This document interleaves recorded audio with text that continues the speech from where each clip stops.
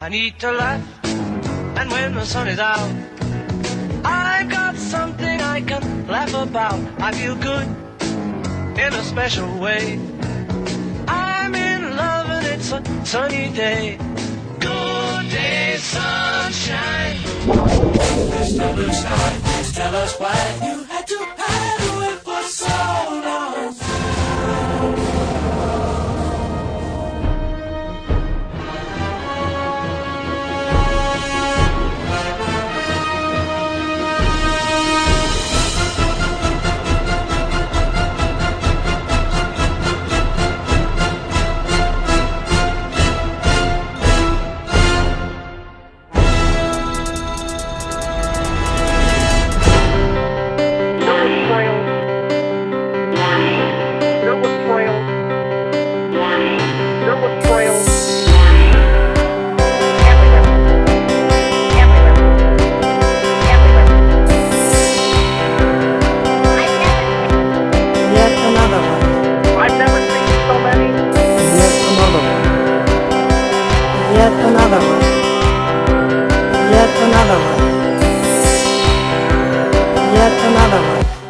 One proposal suggests purposefully injecting large amounts of specialized dust into the upper atmosphere.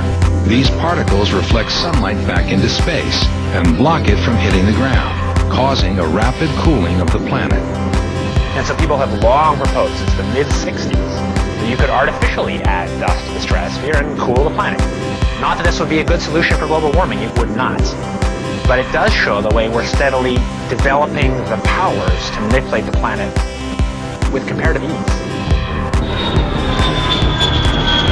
You've got to, in a sense, engineer all these so you get the right kind of clouds for the effects we want. You could use barium oxide, for example, which makes big fluffy clouds. You could use tiny little bits of aluminum, which is benign in the environment, and essentially manage the climate.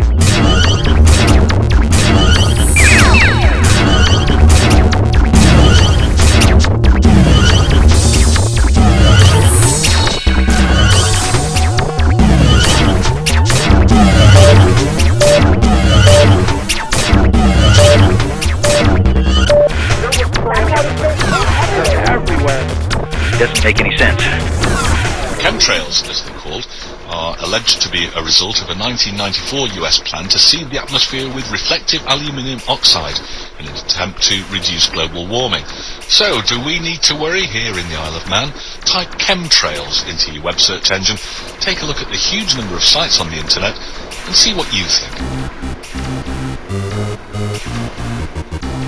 Until this spraying above us is stopped completely, it doesn't bode well for us at all, because the chemicals in the spray is really targeting humans in a big way.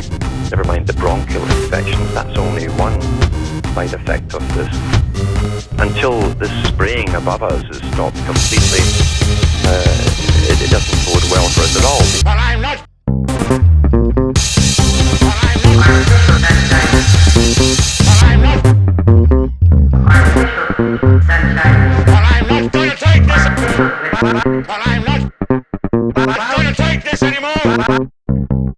Cloud seeding.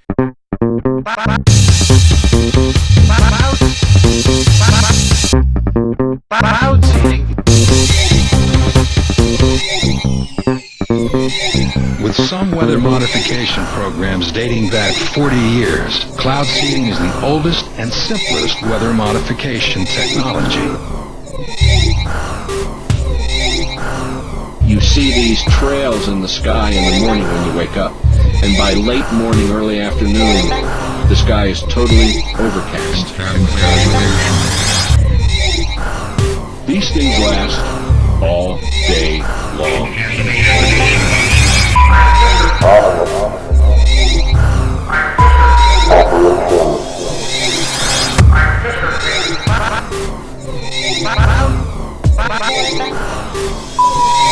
Cloud seeding.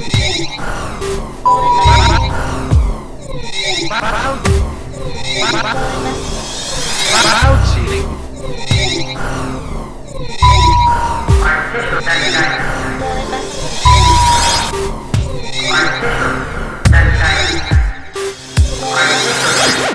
that death or mortality from respiratory disease had gone from number 8 5 years ago to almost number 3.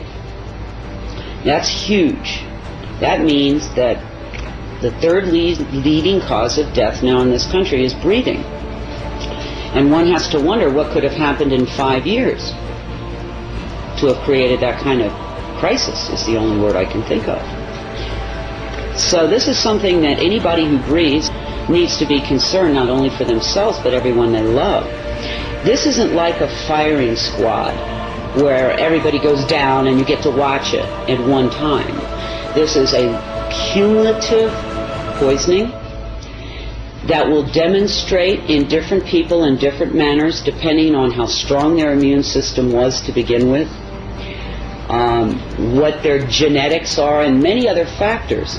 So this is something that will demonstrate in a lot of different ways. You're not going to have, as I said, the firing squad effect, but what you will have is over time more and more debilitated people, more and more people who don't feel well, more and more younger people, which I'm seeing quite a bit of now, in their 20s, 30s, and 40s, with problems that we never saw in that age range, or rarely, I should say.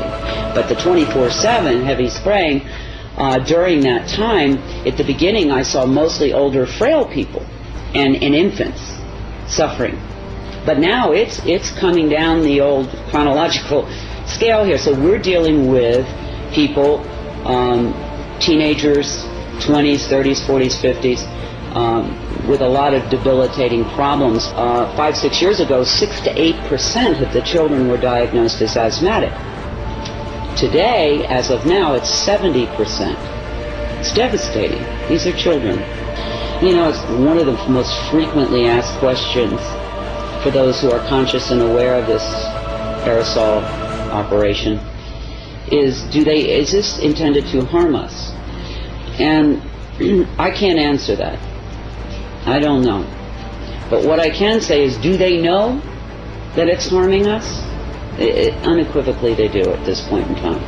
And so one who lives in a free and democratic country would want to wonder, why would the people that we trust to care for us, keep us safe, allow this kind of thing to go on?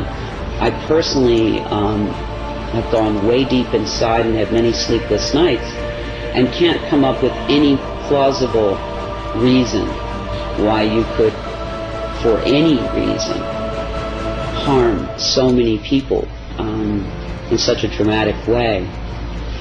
And so I would say, if you are like me, you love this country, you're deeply patriotic, that take advantage of that freedom that we are given here in this beautiful land of democracy.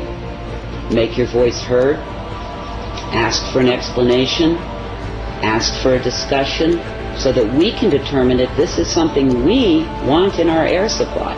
We can't just keep ignoring it. It's not going to go away. It's just not going to go away unless people of consciousness and conscience decide to get up off the couch and do something. And they can decide what that something is.